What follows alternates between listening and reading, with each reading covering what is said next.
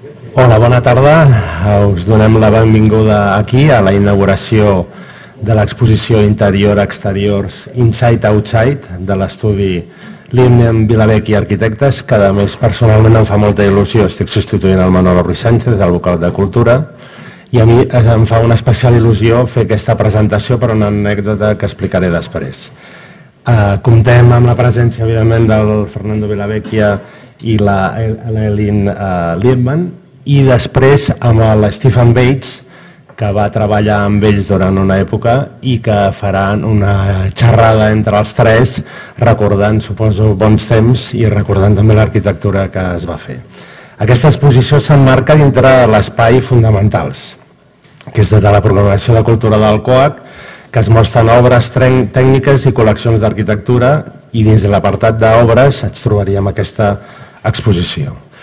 Jo l'anècdota que us volia explicar, i per això em fa molta il·lusió fer aquesta presentació, és que l'any 84, que jo estava fent el 6è de carrera i que estava fent l'assignatura de paisatge amb l'Elias, anem tindre la gran sort, seguint la tradició de l'assignatura, de fer, en aquell cas, el viatge per la Costa Brava de final de curs, i va donar la grata coincidència que anem a visitar la casa de Cadaqués a l'àtic del Fernando. I el Fernando, de manera distesa, i com és ell, o per almenys com crec que és ell, ens va fer una xerradeta i ens va parlar sobre la llum, sobre el color blanc, sobre els colors a Cadaqués, i aquesta xerradeta a mi em va quedar, com tot estudiant quan acaba i coneix algú que li impressiona, em va quedar durant molt temps. I clar, ahir, i seguint la seva obra, però ahir justament que quan un vol preparar-se una mica i fa una repassada de les obres i els projectes de qui va presentar, s'emociona en adonar-se'n de la coherència d'aquella xerrada que ens va fer a l'any 84, com s'ha seguit, diguem-ne, perllongant durant el temps fins ara. Amb la qual cosa em fa una moltíssima il·lusió de fer la presentació, i a partir d'ara li passo la paraula al Fernando i jo em baixo cap a baix. I gràcies.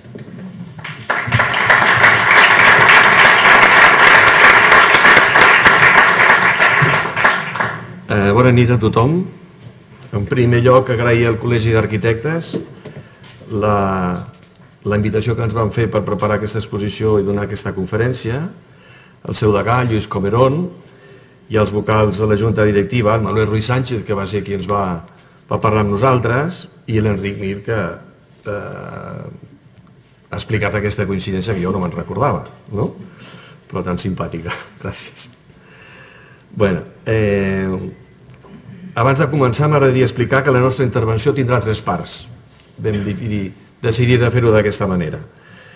Jo començaré, després continuarà l'Eileen, i finalment vam parlar amb el nostre amic, l'arquitecte anglès Stephen Bates, que està aquí, i que coneixem des de fa tants anys, de per què no trobàvem una manera que ell pogués participar, ja que ens coneixia molt bé, no? Per tant, l'última part hi formarà part del Stephen Bates. També voldria dir que utilitzarem els 3 idiomes que parlem habitualment en el nostre estudi. Ja des de molts anys i abans que arribés el Steven, la nostra sòcia, Mireia Comas Juncosa, que està per aquí, i l'Steven van participar d'aquesta barreja d'idiomes entre el castellà, el català i l'anglès, que continua el nostre estudi des d'aquells inicis. La veritat és que al tornar a mirar aquests projectes amb els ulls d'avui, d'ara, ens hem adonat del pes tan important que han tingut en el nostre treball els espais interiors dels edificis que hem projectat o en els que hem hagut d'intervenir. També la relació d'aquests espais amb l'exterior, i d'aquí el títol aquest d'interior. Un segundet. No. Havia oblidat això. El títol de l'exposició i de la xarra. Interior-exterior, inside-outside. Potser és per la petita escala de molts dels projectes o perquè m'he intervingut sovint en edificis ja existents. En tot cas, el que ens ha interessat insistentment és precisament l'espai. Quines proporcions ha de tenir, com s'ha d'il·luminar, de dia o de nit, quina relació tindrà amb els espais veïns o com s'utilitzarà. I per tant, per il·lustrar això, m'agradaria mostrar breument 5 projectes en els que creiem que aquests temes han jugat un paper important.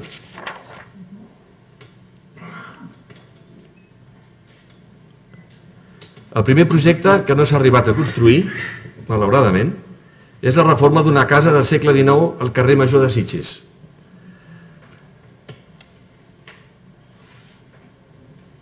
La façana, al carrer Major, molt protegida. Es podia netejar, ordenar, reparar i, com a molt, substituir algun element.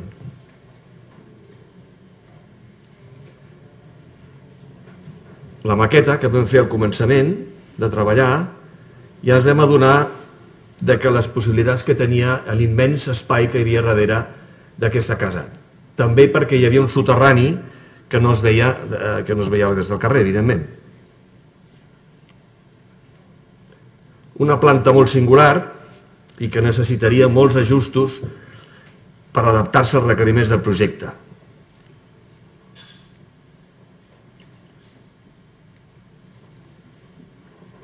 I la versió final, en la qual ja es comença a veure que l'escala acabaria sent una peça molt important.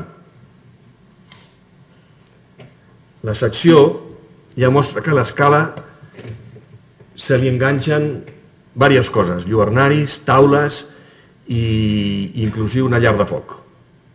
I que en el projecte s'ha buscat sistemàticament introduir de llum als espais interiors. I fins i tot, donat que el soterrani era una peça molt important de la casa, molt abandonada, es tractava de recuperar-lo i la manera va ser obrint un pati al fons de la planta baixa i que permetés il·luminar aquesta planta baixa i, a més, fer entrar la llum al soterrani. Aquesta és la façana que dona a sud, per tant, a les vistes llunyanes del mar, estretíssima, i com es veu, una convivència molt difícil amb els veïns. La façana sud, exacte. I aquest i el següent, que són aquests dos dibuixos, que no van passar mai de ser dibuixos, en realitat el que volien il·lustrar era que havíem intentat fer unes habitacions exteriors, donat que aquesta estranya forma que tenia la planta i que la façana a la bona orientació era tan estreta, es tractava de donar-li la màxima importància possible. Per tant, creant una habitació amb tots els filtres necessaris perquè s'hi pogués estar protegit del sol i de les vistes d'aquests veïns tan complicats.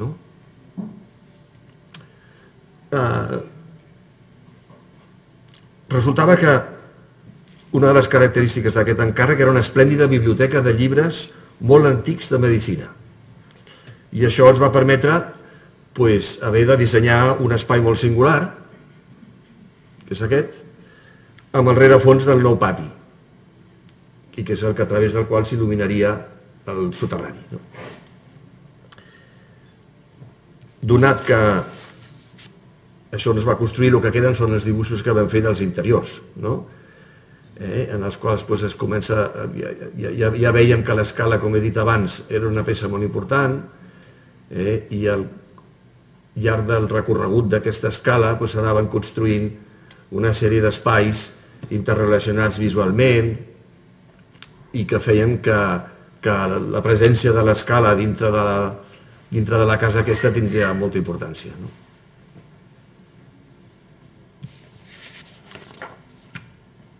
Canviem de tema i passem a un segon projecte, que aquest sí que es va construir, la reforma i la rehabilitació del Mas Verd. Un projecte molt ambiciós, doncs incloïa, a més de l'edifici principal, edificis auxiliars, nous accessos, el traçat de molts camins i l'ajardinament de tot un entorn bastant gran. Avui em centraré estrictament en el mas, el volum important del mas. Aquí es veu la planta amb tot l'àmbit de la nostra actuació, però jo em centraré en el mas, que és això que és el que vam trobar. En el mas una actuació també molt epidèrmica a les façanes, neteja i petites modificacions als forats existents. I, sobretot, aquí es veuen el mas origen, el mas acabat i totes aquestes petites intervencions a les finestres, donant un resultat que era el que buscàvem una mica al refer totes les cobertes, ordenar una mica el volum que era el resultant d'afegits que s'havien anat afegint durant la història d'aquesta construcció. Però va ser una mica quan vam mirar l'interior que vam tenir l'oportunitat de veure perquè s'havia de fer una escala nova, això permetia projectar una sèrie d'espais que formalment no tindrien res a veure amb el que en realitat era l'arquitectura original del mas. I tot això al voltant molt de l'escala.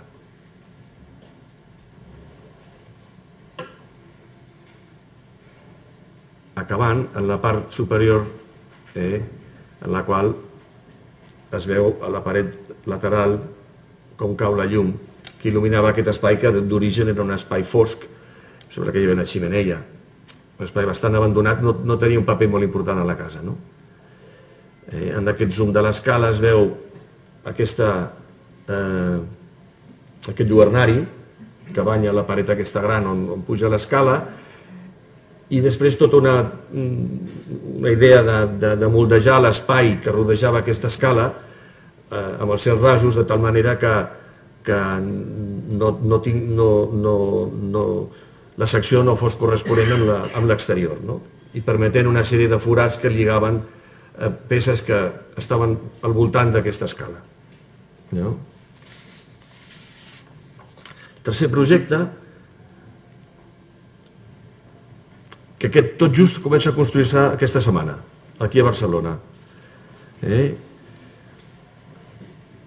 Un petit solar i l'encàrrec és de reforma d'aquesta casa tan peculiar dels anys 50, en un solar rodejat de blocs de vivendes i que ha quedat fora de normativa.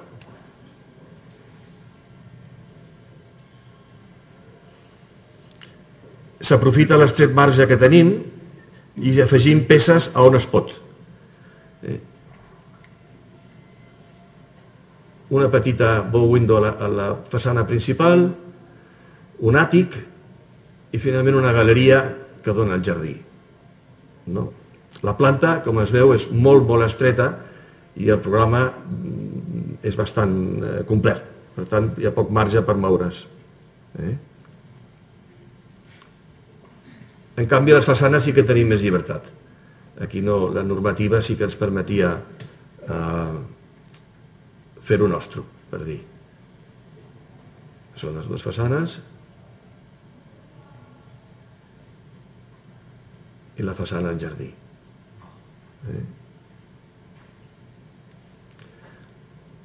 Un cop més, les seccions donen pistes de el que de nou tornem a treballar al voltant de l'espai de l'escala. En relació a la llum, havent un hivernari que farà que entri la llum a través de l'espai de l'escala, i la relació dels espais també que envolten l'escala. Per tant, temes que el que vull explicar és que es repeteixen d'una manera o d'una altra en el nostre treball.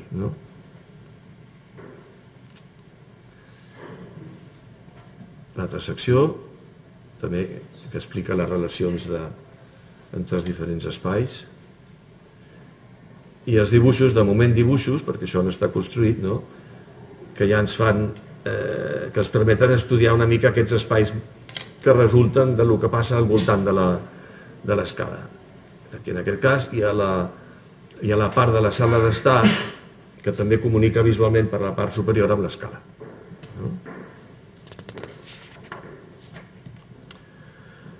Un segon grup de projectes molt diferent als d'aquí, els que hem vist fins ara, i que continuarà després l'Eileen, està relacionat amb el poble de Cadaqués.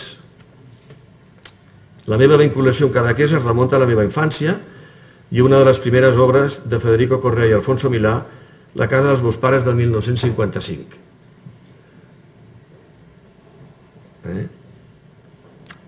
El primer projecte que comentaré jo, que no és aquesta casa, evidentment, és l'ampliació d'una casa que hi ha darrere. Aquesta és la casa situada. Aquí. És aquesta casa, i que era una casa que era la casa dels fills, que eren 4, i que també van reformar originalment Correa Milà l'any 58 o 59. En aquesta secció es veuen la plaça a vora de mar, la casa Villavecchia, el carrer Eduard Marquina i la casa nostra amb un jardí amb una pendent molt forta.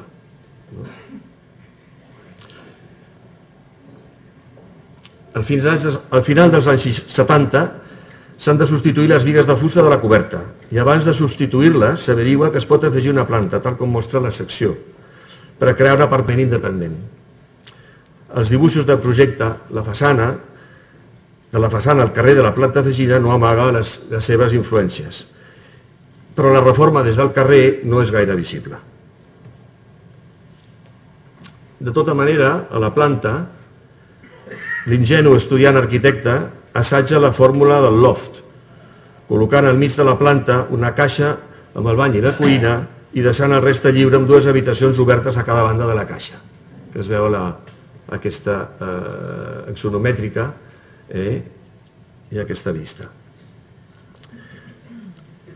20 anys més tard, i unint-se aquests 2 apartaments independents,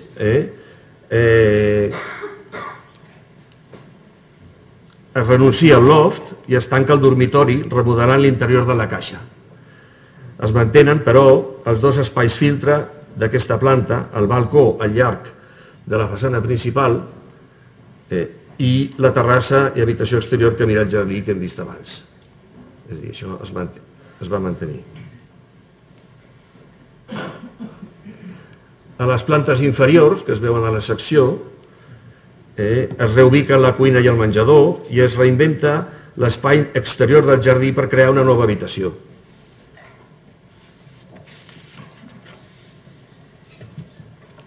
Continuant amb Cadaqués, ara veiem la ubicació de la casa Villavecchia, i com he dit abans, la meva biografia acaba tenint un pes molt important. I per tant em feia il·lusió explicar molt breument el delicat repte amb el qual ens vam trobar l'any 2011. La casa Villavecchia, que ja tenia més de 50 anys, tenia un problema greu, o molt greu. Les bigues de fusta s'havien de substituir totes, donat el perill real d'invasió de corcs i termites que havien ja envaït les cases veïnes. Ens hi vam llançar, vam fer un aixecament exhaustiu dels interiors de la casa, ja que s'havien de substituir totes les bigues, vistes i ocultes, sense destrossar ni els forjats ni la coberta.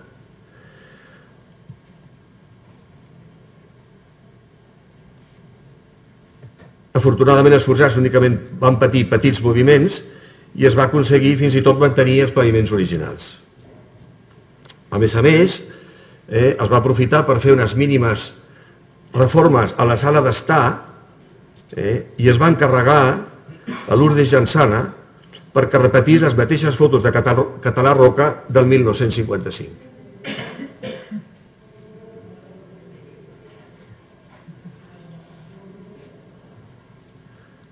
El resultat és prou aclaridor respecte a la força d'aquesta petita però meravellosa obra al cap de tants anys.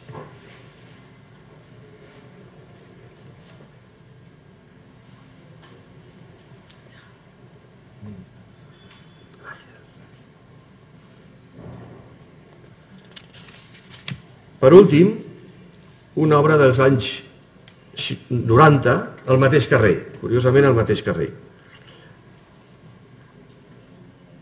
Patrimoni, evidentment, limitava les intervencions a les façanes i, per tant, a la façana poc més vam poder fer a part de deixar una franja sense pintar a la porta original, i convertir una finestra en balcó a la façana del jardí. Per tant, des del carrer, l'obra de reforma és pràcticament invisible. De totes maneres, l'interior, però, oferia de nou moltes possibilitats. Dues seccions, l'aixecament que va dibuixar l'Eileen, amb molta cura i detall, i la secció del projecte que es va construir. A les plantes del mig, la sala d'estar original, amb aquestes pintures al fresc, es va convertir en dormitori i bany, i en l'altra planta, l'alcova del dormitori es va convertir en clòset i quarto de bany també.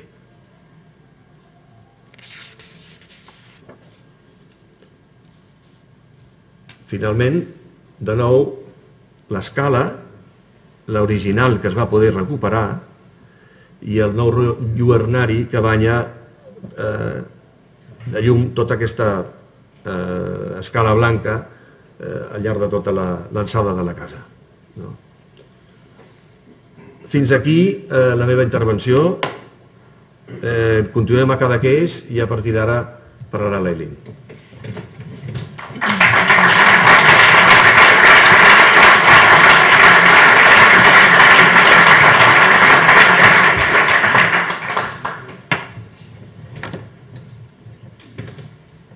Buenas noches.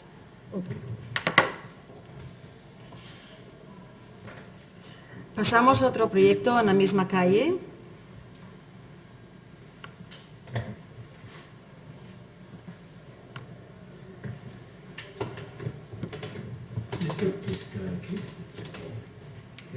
Pasamos a otro proyecto en la misma calle con una topografía parecida a las anteriores. A primera vista es difícil ver la diferencia entre las dos fotos.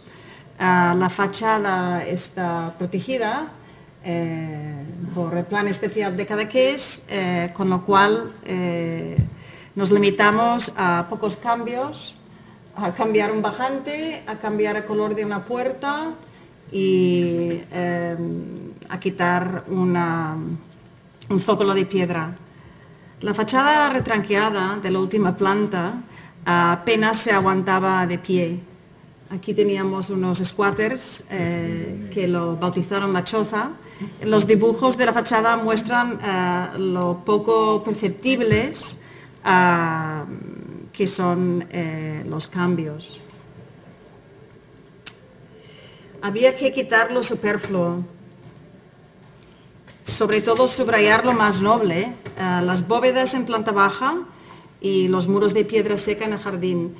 Nos encontramos con una bóveda, la primera de arista, la segunda era de cañón, la tercera era una preciosa bóveda de pañuelo o a la catalana, pero que, en fin, apenas se veía, era un depósito de agua semi-oculto. Aquí muestro este dibujo porque con tanto amarillo, lo saben los arquitectos, pues esto es derribo, no tiene más interés, que aquí el ejercicio básico era restar. Esto es un pequeño tour que hago desde la planta baja,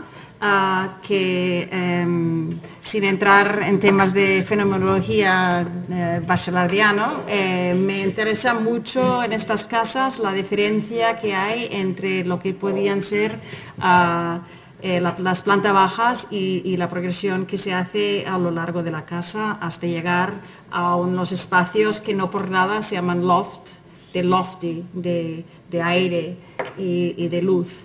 Entonces, aquí llegamos a la planta semienterrada, donde lo que pretendíamos en toda la casa era hacer una colección de habitaciones caracterizadas no tanto por su papel programático, sino por su posición en la casa, su relación con el exterior o la calidad de la luz.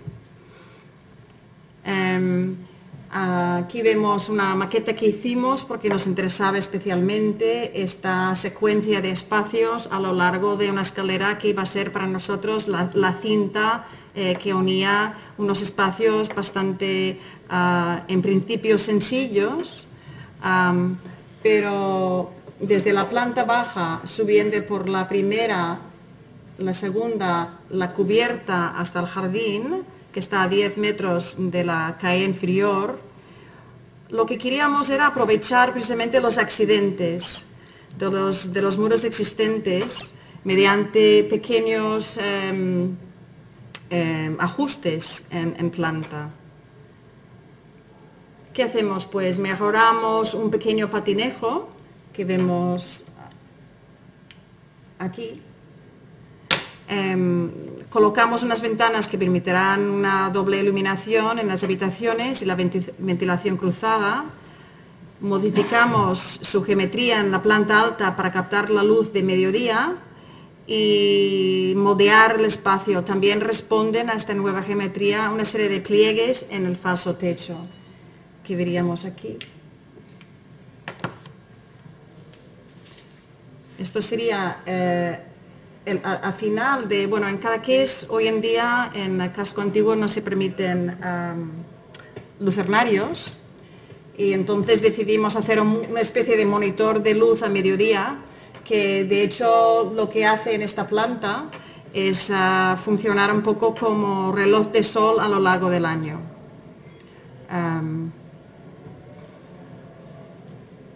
Esto sería la secuencia de espacios desde el lado mar, pasando por el salón, la cocina y el jardín.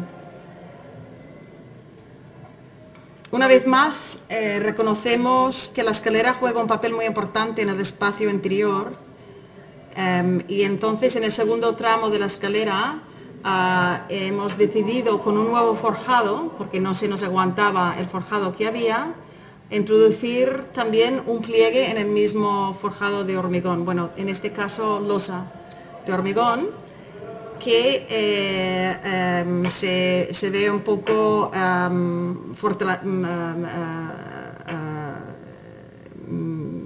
en los tableros de la barandilla en forma de cinta, que para nosotros le dan carácter a lo que serían los espacios de circulación de la casa. Aquí vemos estos desde la planta baja, mirando otra vez hacia la planta baja y el pasillo, la cinta que va subiendo y estos cambios en la geometría, tanto en planta como en sección, que giran alrededor de la escalera hasta culminar en el salón. Esta escalera tiene continuidad en la escalera de piedra del jardín, que contribuye así a ligar una secuencia de 3 espacios de lo que había sido en su momento un jardín absolutamente intransitable, donde logramos salvar un elemento que es un muro de piedra típica de Cadaqués, que era muy digno de salvar. Aquí estamos en la última foto en la calle superior, a 10 metros de donde empezamos. Ahora pasamos al otro lado de la bahía. Esta foto está tomada desde el campanario de la iglesia de Cadaqués. Y aquí tenemos un plano del siglo XVII, donde vemos curiosamente que este lado del pueblo, justo donde estábamos, o sea, las casas que enseñamos eran de aquí en segunda línea de mar, y que aparte del casco antiguo teníamos una zona consolidada aquí en el siglo XVII. Curiosamente, en el proyecto que al cual me refiero ahora, podía haber sido en su día un antiguo astillero o un seminario o un convento de monjas. En todo caso, una construcción muy antigua.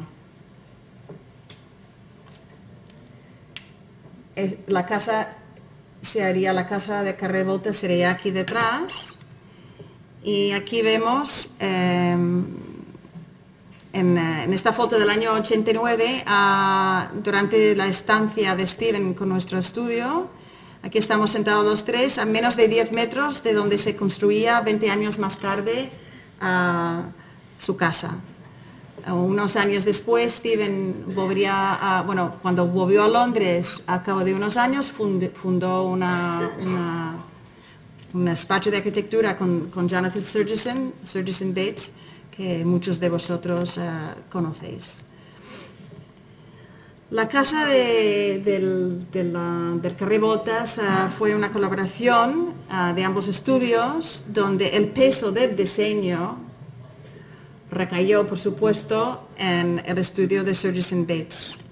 Pero, sin embargo, para nosotros fue una situación muy inusual poder colaborar en un proyecto pequeño, relativamente pequeño, ciertamente pequeño para el estudio de Surgison Bates. Para nosotros era una fantástica experiencia. La casa es una casa que comparte Steven y su mujer con una gran amiga, que se está usando intermitentemente durante el año por las dos familias. Esta fachada, cubierta en una gran buhardilla, apenas se aguantaba en pie.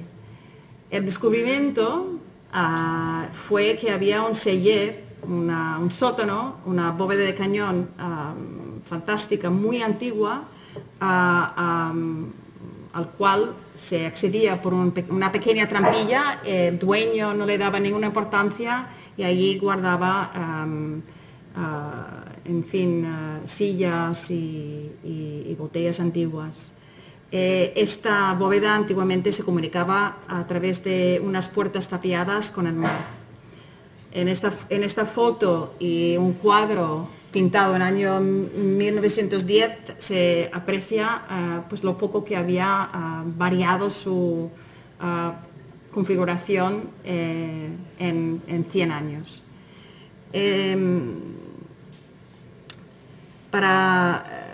Realizamos una serie de pequeñas maquetas que correspondía a cada vez que había una nueva distribución o volumetría, se hacía una pequeña maqueta y se probaba en esta maqueta. Esto fue una cosa que también nos permitió entendernos entre los dos estudios, pero sobre todo me pareció realmente loable el trabajo del estudio de Surgison Bates de hacer una maqueta de 1:10 para estudiar los espacios interiores de la casa, también para buscar las claves de la fachada, sobre todo en la búsqueda de la luz, así como en la proporción de las aperturas y su relación con los espacios interiores, con lo cual también la actividad de mirar exterior-interior con tanta como coherencia y medios, yo creo que fue para nosotros muy enriquecedor.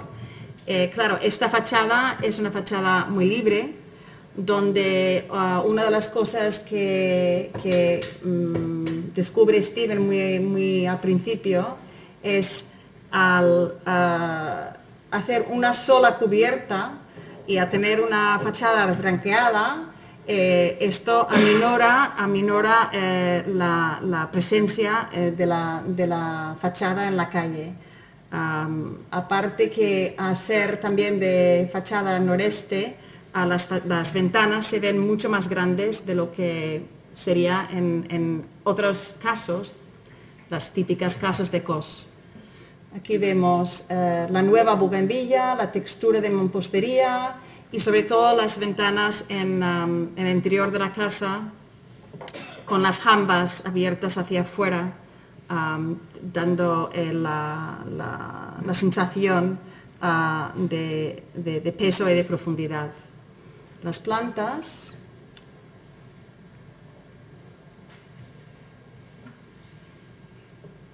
hay una planta más, un segundo altillo. Me gustaría hablar un momento de este espacio, desde el sótano, pasando por la planta primera, la planta segunda, sótano, planta baja y planta primera. Aquí vemos solamente dos de las secciones y me interesó especialmente hablar un momento de este espacio, que apreciamos nada más entrar en la casa por esta ventana interior.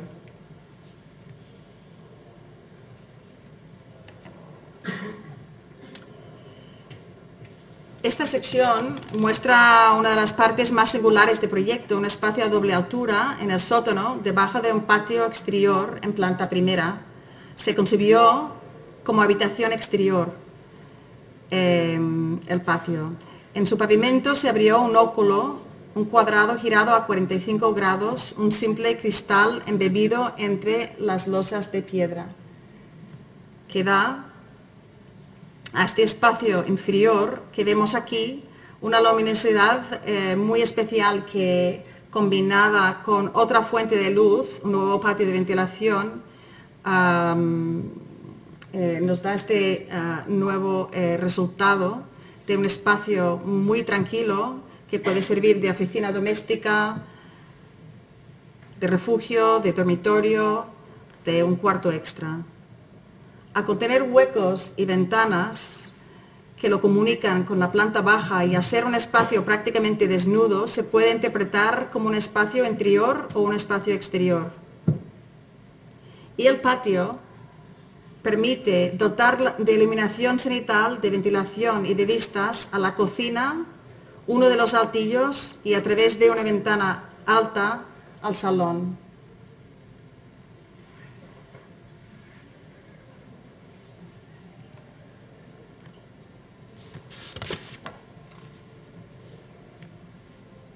Finalizado el grupo de las casas de Cadaqués, hablaré brevemente de 3 proyectos en Barcelona. El primero es un centro de transferencia de desechos llamado Parc de Neteja, que se encuentra en el límite de Poble Sec y Montjuïc. Es un equipamiento destinado a tratamiento y compactación de limpieza viaria en Poble Sec y en Ciutat Vella.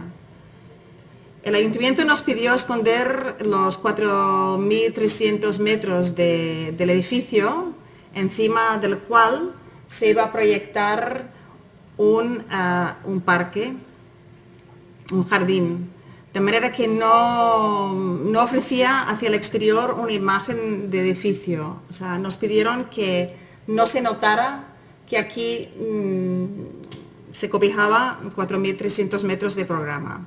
El edificio tenía que tener una fachada que tuviera la lectura de un muro de jardín, un edificio, una fachada no fachada. Esto sería durante la construcción y bajo la dirección de Patricia Facone de Parcs y Jardins y su equipo, pues el nuevo parque donde se supone que no podíamos tener luz cenital, ningún elemento que saliera de la cubierta tenía que aguantar obviamente el parque y teníamos 90 metros que daba al norte que teníamos que utilizar para resolver en este gálibo todo lo que podía ser iluminación y ventilación, excepto alguna torre de ventilación.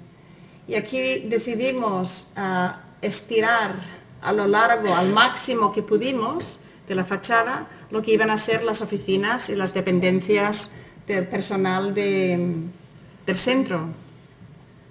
Era un edificio básicamente para 68 camiones y obviamente había una cinta de compactación donde después la transferencia es llevar en camiones cisterna a los vertederos fuera de la ciudad, pues los desechos compactados. Nuestra solución fue de una doble piel de paneles perforados, de hormigón prefabricado, y de esta manera pretendíamos conseguir un resultado similar a un muro, la fachada no fachada, que nosotros entendíamos como filtro entre el exterior e interior. O sea, en todo esto estamos hablando solamente de este pequeño trozo de aquí, que es el aspecto que tendríamos de los 14 variantes de prácticamente un mismo panel que podíamos hacer con un molde nuevo pero económico y que se podía realizar esta fachada, montarla en una semana. Día y noche. De día pretendíamos conseguir a través de luces y sombras con luz rasante un juego utilizando este pattern, y de noche pretendíamos que el edificio fuera un poco una linterna porque había sido una zona bastante inhóspita, algo hostil inclusive antiguamente. En el interior, dedicados al personal y las oficinas, de carácter un poco más amable, tuvimos especial interés en abrir una serie de ventanas interiores, comunicar el espacio del personal con el espacio casi más industrial, donde había una actividad prácticamente frenética día y noche, de camiones, de ruido, de agua, etc. Pasaré ahora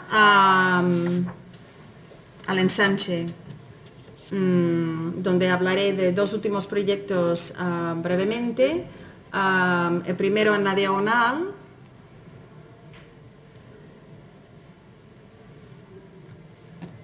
es una remonta. La antigua casa de la antigua vivienda del portero y otra vez la operación de restar. Llegamos a tener una planta, un trapecio libre con el núcleo de la escalera y empezamos a introducir una serie de terrazas o logias o hendiduras. El primero debido a un tema normativo que usamos, el primero que vemos. El segundo para dotar a la habitación, aquí una de las habitaciones con vistas a la diagonal. Y la tercera terraza teníamos una clienta que nos pedía un solario y era una forma también de nada más entrar en la casa, de crear, pues, de ensanchar el vestíbulo a través de este espacio semi-exterior que teníamos protegido a través de una gran corredera de lamas practicables.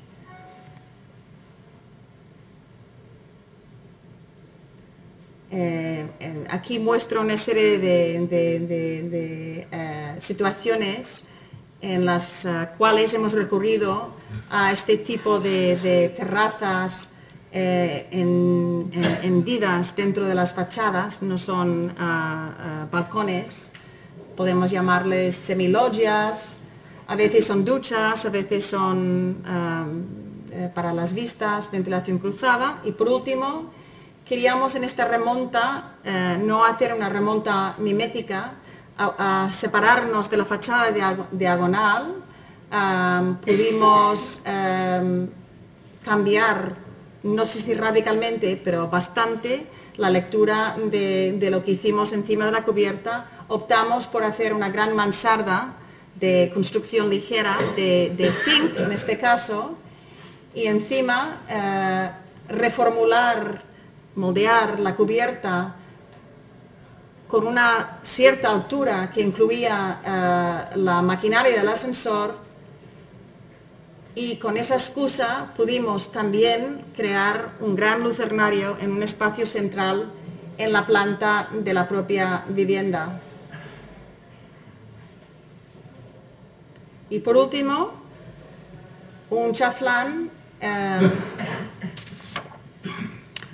que es otro proyecto de remonta que empieza con esta planta baja, donde proyectamos un ascensor triangular en el hueco de la escalera en previsión de una futura remonta. Aquí vemos el vestíbulo antes y después, donde nosotros proyectamos un pequeño ascensor triangular para llevarnos a lo que sería esta remonta, donde el elemento quizá más llamativo es que hayamos decidido también no hacer una solución mimética como la anterior. Podemos hacer esto si nos retiramos, así pretendemos terminar la silueta de esta casa. Esto es Rambla Catalunya-Córcega, la sección, y una serie de fotomontajes donde pretendemos aminorar el caos de pequeñas construcciones que hay en esta azotea, como en tantas otras azoteas. Por desgracia no podemos tapar las enormes medianeras, estamos justo por debajo de diagonal. Y esto sería la planta. La planta de geometría más o menos triangular, pretendíamos hacer una fachada vidriada hecho de pliegues que justo nos acogería y empujaría los espacios exteriores e interiores en unas relaciones que justo donde se podía necesitar un poco más de espacio para acomodar el programa o para mejorar la fachada, una especie de abanico, pues hacemos estos pliegues. Estos serían las vistas interior-exterior. La planta original de este inmueble, y justo aquí acabo con lo que encontramos hace unos, pues no sé, 27 años, a montar nuestro estudio, un espacio donde había pájaros, en fin, 5 capas de papel pintado, que es nuestro estudio, en este chaflán del ensanche, en un espacio doméstico. Es un espacio doméstico con esta planta tan, en fin, peculiar, que creo, no sé si Fernando estaría de acuerdo, posiblemente nos haya influido de alguna manera en nuestro trabajo profesional. Aquí vemos algunas imágenes del estudio. Y para terminar, paso la palabra a nuestro amigo Stephen Bates, que también nos conoce, ya que nos va a someter a un, espero, amable interrogatorio. Le paso la palabra en este momento.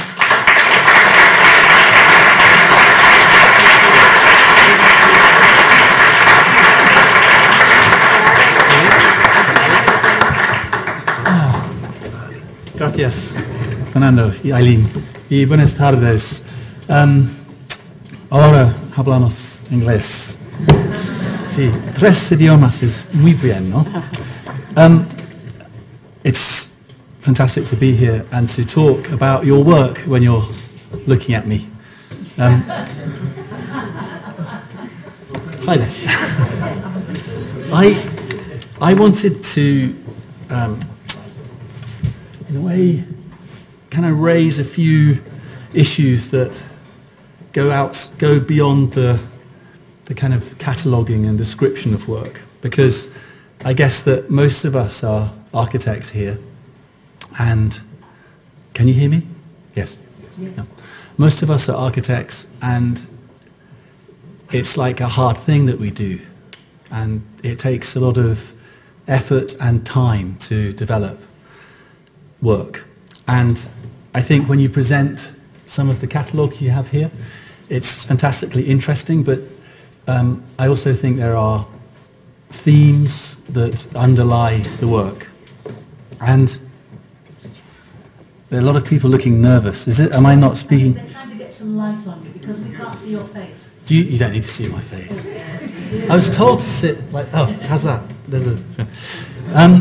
it doesn't really matter about my face. But listen, you know, I've observed this trajectory of your work over nearly 30 years, and there's this resonance with culture, this international quality to the work. And certainly I feel this is very formative, personally as well as I think to anyone who studies your work. And it's interesting to me that it seems somehow often independent from the general direction or even the speed of the architectural culture around you. Certainly I felt that in the late 80s when there was so much energy with the Olympics and you were making these quiet, intense interiors while your friends and colleagues were building stadiums, you know, around you. And Estebe Bornay's here, fantastic bicycle stadium. But, you know, what I see is this strong interest in the interior, but the interior in relation to the city.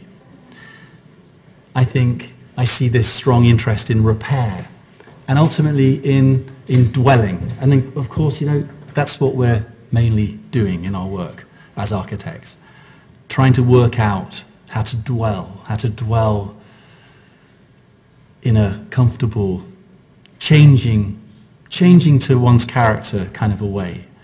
And I certainly think that practice can be the result of circumstance, but I also think it's of will. One's practice develops in a very conscious way, and one is consciously finding position. And to do that, one works out themes and ideas. And it's these, in 9 images that we have here, I'm hoping that I can draw out of these fellows some idea, some of these themes, some of this preoccupation that makes the work. And you kind of started to answer my first question. I do know a little bit of Spanish to realize that the question I was going to ask about the office was already on your minds. But this is a view of the office in Rambla Catalunya. It is a workspace, but a workspace that was a domestic space originally. An apartment, a suite of rooms, you could say.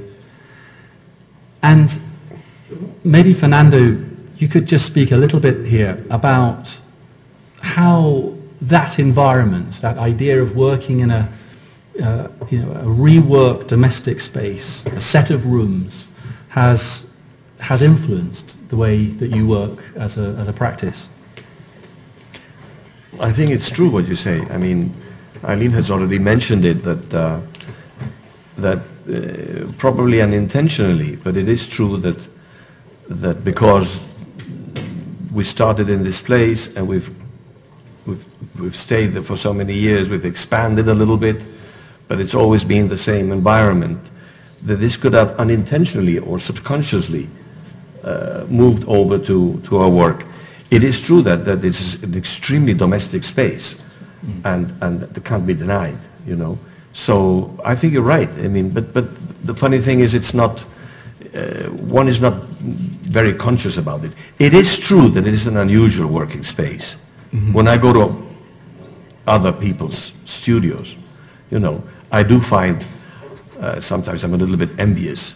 Vaster spaces and everything is organized, and you have a better way of organizing work. This is a little bit of an addition of these whole set of different rooms with different people and different places with nooks and crannies here and there. But it served us good, and I think you're right. Absolutely. I think the bigger spaces that you refer to also have the problem that they feel a bit like production offices, and that there's what is a great quality in the office that you have is that there is the opportunity to slide a door, to create a little bit of space. And that's not just for you as partners, but also for your collaborators, that there is an opportunity to make a space in which to work for yourself. And I think, you know, even to a young assistant, that's a special thing, because it also has an element of trust attached to that as well. I agree. Right in the middle of the plan, maybe you saw it in the plan drawing, there is a table that is quite high, It's a table that really you can stand at or sit on a high stool. And the light is low, so you sort of sit like between the table and the light. It's very intense. And it is where, in my memories of the late 1980s, the kind of work, the decisions were made. And these decisions were made, if you go to the next image please, by two people. And you know, anyone who knows Eileen and Fernando know that this is a practice of two incredible energies that complete each other's sentences, have a sort of very, sometimes, very energetic relationship in terms of the way they work. And in the early 90s, the graphic designer Jane Chipchase was commissioned by Eileen and Fernando to design their letterhead. And I must say, I find it, you know, an interesting expression of this joined personality, this combination of two strong individuals. And I must say that I love the way, for example, letterhead can be turned either way. The business card can be given in one face or the other, and of course one of the names takes dominance in the particular way that it's handed over. But these two individuals make singular work, and maybe Eileen, you could expose to the audience here a little bit about the different roles that each of you undertake in your work. Yeah, I think it's important. Can you hear me? I think it's important that the person who actually we worked with, Jane, was someone who knew us and knew that there was this sort of almost Janus quality about Liebman and Villavecchia. At that time, there was, I think fax existed for sure, no email, no internet, or there might have been, but certainly no websites. So I think it's interesting that you understand that a letterhead, we didn't understand it as a logotype. We weren't branding ourselves at all. It was practical. We wanted to make stationery. We needed to send out bills, letters to clients. We wrote by hand. We typed. We needed something that could work in black and white. Therefore, Liebman and Villavecchia is twisted, but that could also depend on the color range. Jane did 3 different schemes. We took it upon ourselves with Jane to take it as a little miniature architectural project, really, I think. But it's, of course, a complete brand. I mean, yeah, well, I mean, it wasn't. Okay.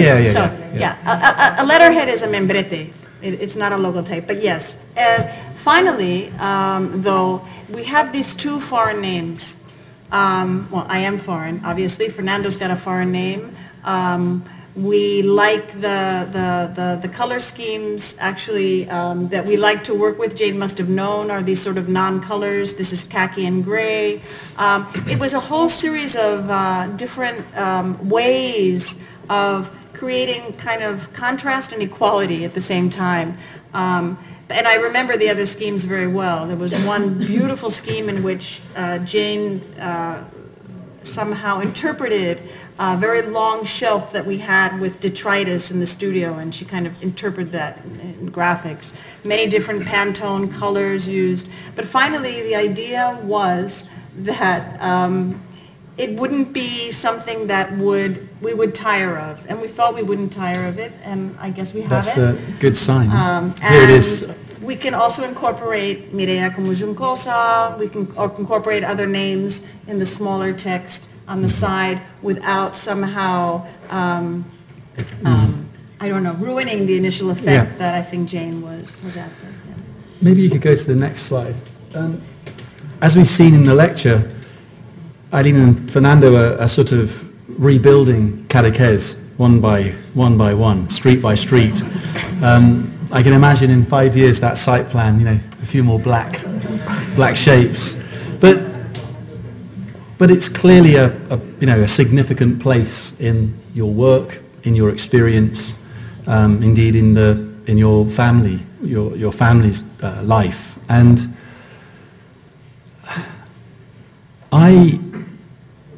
the question I really want to ask is the relationship that you feel that you have between your work and, let's say, the work of the masters of the 50s and 60s in Cadaqués, from Coderc, Correa Milà, Hunt and Bombali, etc. I wonder what you personally feel is the relationship in the work that you're making to that lineage, because you have such knowledge of it. You know, one by one, I know you're visiting as many buildings that they make over the years, and this isn't really, in a way, presented in the way that you speak about these projects. And I wonder, what is that connection? I think you're right. The lineage is there, and it's always very difficult to talk about biographical things. I have mentioned it a little bit earlier on, but it is difficult to separate or to be absolutely certain of what the influence is. I think the influence is there, obviously, because there was also a personal relationship with the architects involved. Now, what happens is that between that generation and mine, and more or less Eileen's, there have been other people in between who have influenced us hugely. Some of them are in this room. And so I have the feeling that it's a sort of an addition of layers of this generation, which obviously has this biographical connection with me, but at the same time, what the other generations that came after this one, you know, and who taught us and who we have listened to, and who. So I would say there's a balance in between both things, in the sense that, in a way, at the same time, Eileen comes from a very different background. Eileen is American. She studied in Los Angeles. There were influences there in the earlier times of Frank Gehry, etc. So, but it is true that this influence is there one way or another. But I think there's this great respect that you see, for example, in the Villavecchia house, the subtle adjustments that you were making, structural adjustments to the ceiling, where you had to change material, you had to rethink the structural strategy, and how you find that the identity of the new project within such a strong personality as the Villavecchia house is. And right now, I guess you must be shaking in your boots with your latest project, which is the first house of Coderc in Cadaqués. They have just begun the commission to refurbish that and even extend it. I think it's a challenge. You might mention this is the. And this is the bedroom of one of the houses. The photograph, the black and white photograph on the screen is the many of you know, but some of you don't. It's one of the bedrooms in the Coderc Milà house in Cadaqués from the late 50s. Yeah. Moving on to the next image, please. I mean, this is a drawing of the Masferd house, but in a way it represents, to me, the idea of the plan. And we've seen today plans that are presented in a way, in quite a complex way, because they're shown with their furniture, with dotted lines suggesting where ceilings are dropped or voids are made. But I'm interested in the role of the plan, and I mean really that at a sort of conceptual level, the role of the plan in the work, because of course many of your projects are about remodeling, but in many cases it's quite a significant remodeling in terms of what you've achieved. To meet a brief, I know all that, but anyway, I'm not interested in briefs and stuff like that.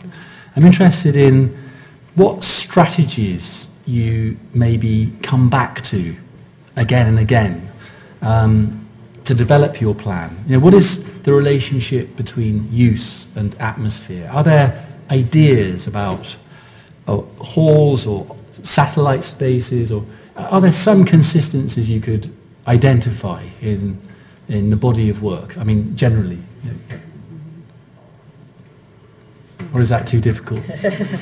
Yeah, it is a slightly difficult question. First, I just want to point out that a plan for us, I think Fernando might agree, is one of the drawings, one of the documents that we use most as an instrument to communicate with our clients. So it's both the analysis of what we want to do, of what we want to make, of what kind of qualities we want to imbue the project with. But it's also the, without getting into, thoughts about what Tufte talks about, but it's a kind of map as well. And so I think that reading a plan, the reading and the making of a plan, is something that is probably one of the most, in terms of the architectural documents that we tend to use, is one of the most basic, I think, in a good way. I think that obviously it can be, there can be mystery, it speaks to so many different things. I don't know necessarily whether there is an approach that one could take through all of the work. I think I'd really have to sort of stand back and look. Although I know that if I have a pet drawing, it's really the section. I find that our working plan, while it is very, very important, I'm constantly moving myself forward to the more sensorial or I think, sensuous. and you can certainly see that in the sections, this modelling of space, independent of structure, a lot of suspended ceilings, creating very specific volumes and giving this depth that light can be brought in. But in the end it is of course a plan and a section study. But I'm thinking of things like the hall, the role of the hall, or the removal of the corridor, or the sort of fundamental ideas about dwelling that do you talk about them, or do they just naturally occur? No, but we do talk about them, and I think what happens is that there's such an amazingly rich legacy, just hundreds and hundreds of years and years of plans that one can look at. Today I was looking at the plan of the Villa Snellman by Asplund, and if you compare that, for instance, to the Woodland Chapel, there were really very few years apart. If you're only looking at the plan, what the plan is giving you, without knowing the section. I remember an exercise when I was studying at UCLA. We were given a plan by Frank Furness, some building in Philadelphia. We had no idea, and in 24 hours we all had to draw the section and the elevation of that plan. And it was a bit obscure. We had no idea, what the building was. And of course, all of the schemes were very different. So the plan is a very interesting document because of what it gives back to you. But in terms of just the question about corridors versus rooms onto other rooms, I think Mas Verde is an example of that.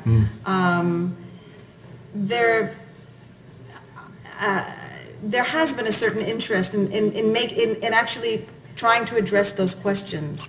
But I can say that I think that we're constantly surprising ourselves and finding that on the next project, a hall is wonderful. And what is a hall? We recently did a hall that was just stretched out enough to be a fantastic playroom. So it is in the discussion, it is in the dialogue, but we're not academicians. We're pretty natural in the studio. We like to surprise ourselves. We change things on site sometimes. Some of it is just instinct and intuition. It's just not all that heavily, of course, it's a combination of so many things in the end. And if you go, to my mind, it seems that for many years architects don't like talking about reference. There's this assumption that we invent everything. And certainly my generation started to. After reading Venturi and others, starting to realise that it was really not only necessary but certainly appropriate to look carefully at the past, to work with reference in a productive way, to acknowledge that one's work is part of a continuity. And in your lecture you showed no references, no connections, no inspirations of ideas, and this image of the Alves Costa house of Caesar. I know that Caesar is important to you, and when I look at his work, of course, who I love greatly, I see the working out over many projects of a series of themes, and I think I would say that I observe that in your work too, in a number of areas.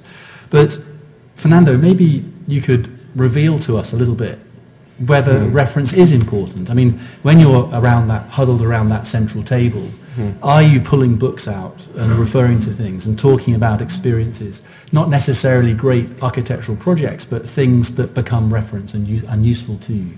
Definitely. I mean, like you say, one is always building on something that was done before, or designing, looking back what was done before. So the reference has always been in our minds, and we have been a little bit, if anything, chaotic or eclectic in our references, even though maybe that doesn't really show in our work, which maybe looks more. But and these references have been different through the years. I remember our first trip to the trips have been very, very intense in that field. All our references in many times have come through visiting architecture. And I remember the first time I was in Los Angeles and saw things from the 50s, like the Elwood houses, or Gehry, who was just beginning then, All these things struck you tremendously. And then visiting Cannes as well, So in the end, all those references I think they fill in voids in one's mind, and they're always present.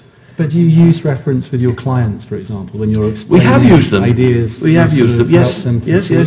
We have used them. We have used them in the sense that because so many of our projects are residential and have to do, like you've said before, with rooms and dwelling, all those issues. We've tried to approach those issues from the beginning. Not always, because sometimes we feel that if we approach them too early, then we're going to be pushed out. No? But it's in as much as we've been able to do that, we've always explained and shown pictures of things that we like. In that sense, and we did find in many cases that there was a success.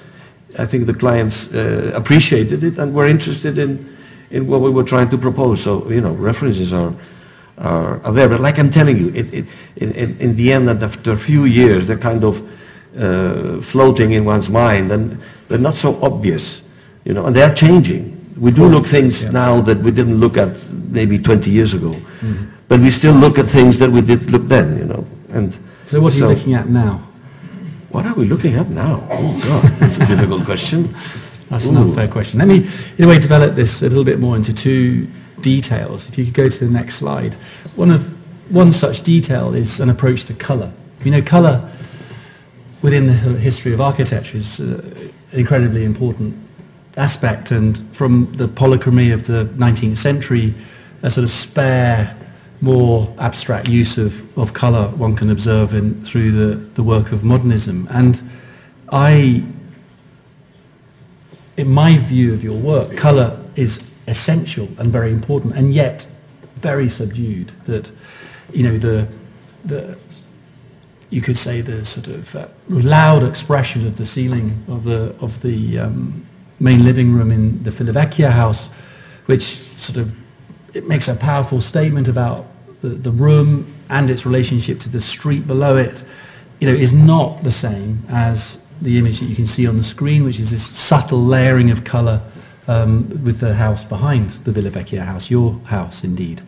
And I ask myself what sort of, in a way, conceptual role colour is playing in your work, whether it's to reinforce a space or to become, in a way, representative, sort of to build a narrative in a space. I wonder if you could enlighten me a little bit.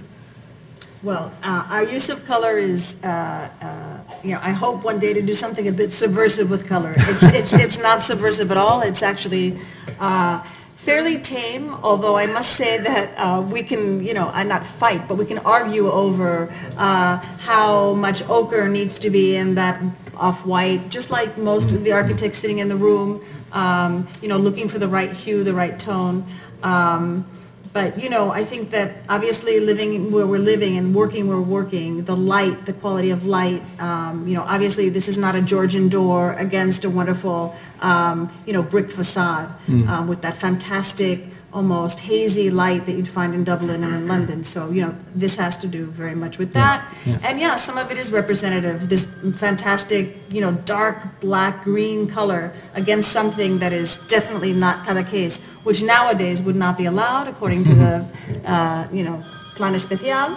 But no, in general, I think that most of our use of color is embedded in the material itself. So that, you know, if we really need, for spatial reasons, a white floor as opposed to a black floor or a red floor or one very dark wall, that has very much to do with the mood of the space, you know, what we're trying to do, and that how we're trying to position that. So there's this little bit of narrative. I like thinking that you could take a bottle of milk sometimes and just spill it through a model and coat everything with the same color, you know, which is Masverde. But of course, then you have to find just the right color. The stucco, for instance, in Masverde is the same in the entire interior of the house. And so you might spend months, weeks or months getting that stucco color right, you know. I mean, I detect a sort of, in the end, a kind of modernist sort of DNA at work, that colour is rather plainly, it's sort of used to accentuate a situation. On the next slide, I think this is connected also with the way that you work with furniture, because I mean, to me it's interesting the number of projects that you not only showed today, but the other projects that I know that you've built, where furniture becomes integrated into the making of the volume, into the fabric of the project. It makes me think of sort of early modernist work where the furniture is very specific for a particular aspect. You know, they become forms in themselves. I mean, this is one such example. We saw 2 or 3 others in the lecture. It is about specificity, and it changes the room. So it becomes another character within the room. And Fernando, is that something that's an important recurring idea? Or? Oh yes. You've hit the spot. I mean, when we were talking about rooms and about light and about proportions, we've consistently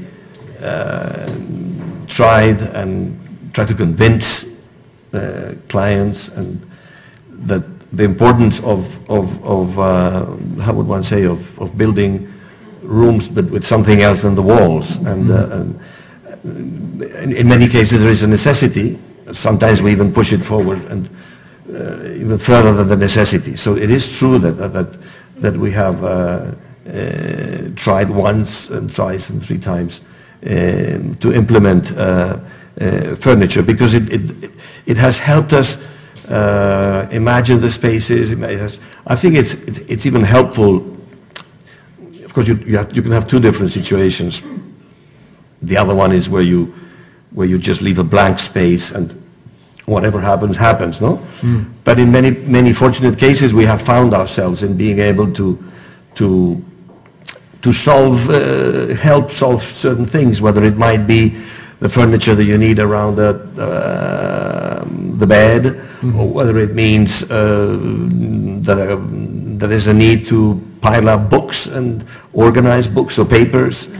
Yeah. I think I just want to add that, I mean, for us, it's always of added value, you know, that someone says, well, I don't have anything. I have 2 beautiful chairs and 100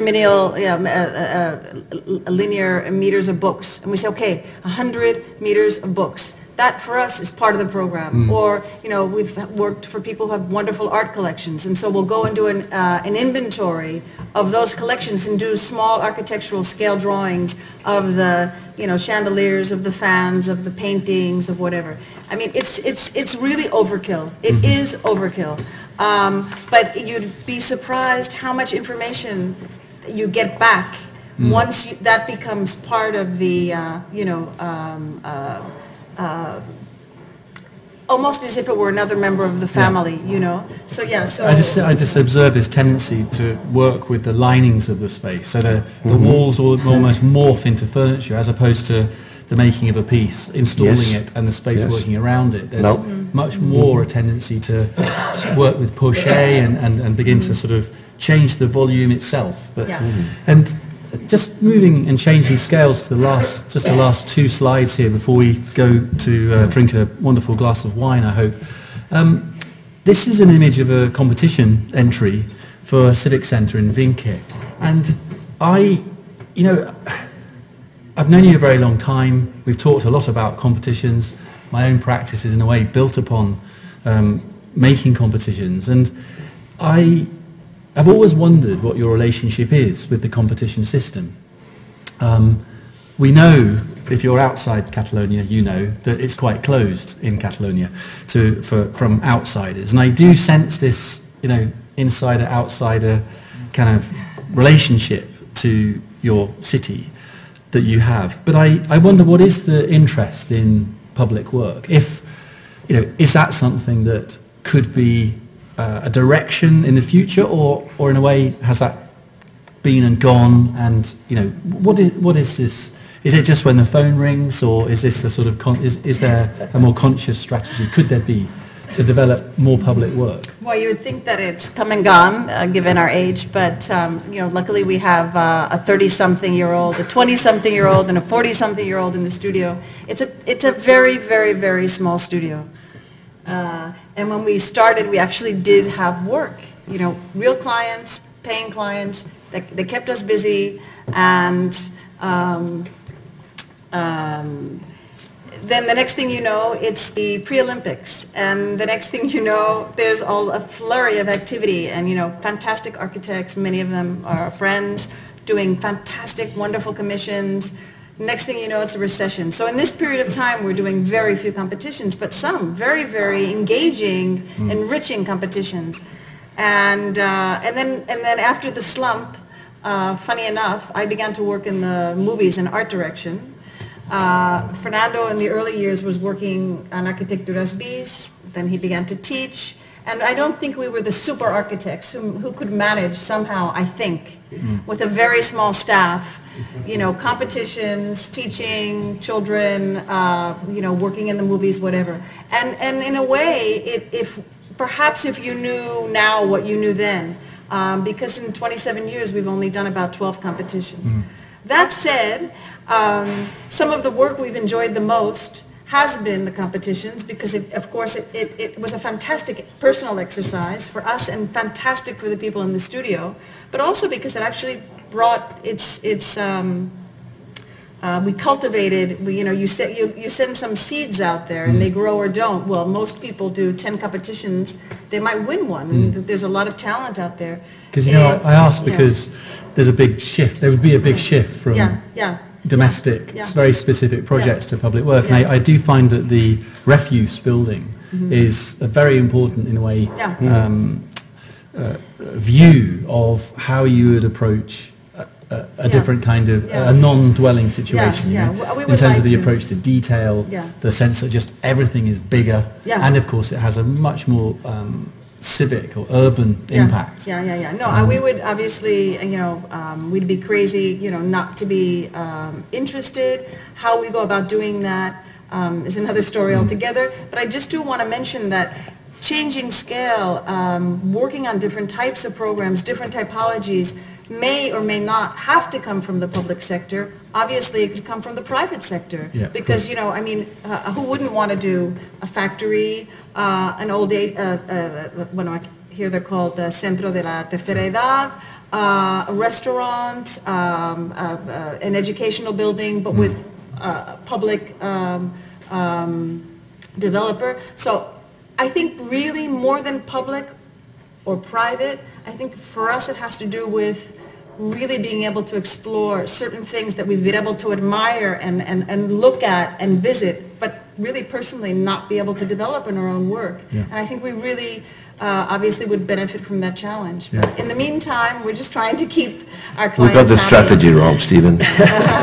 Collaboration's the answer. Really, the last slide here,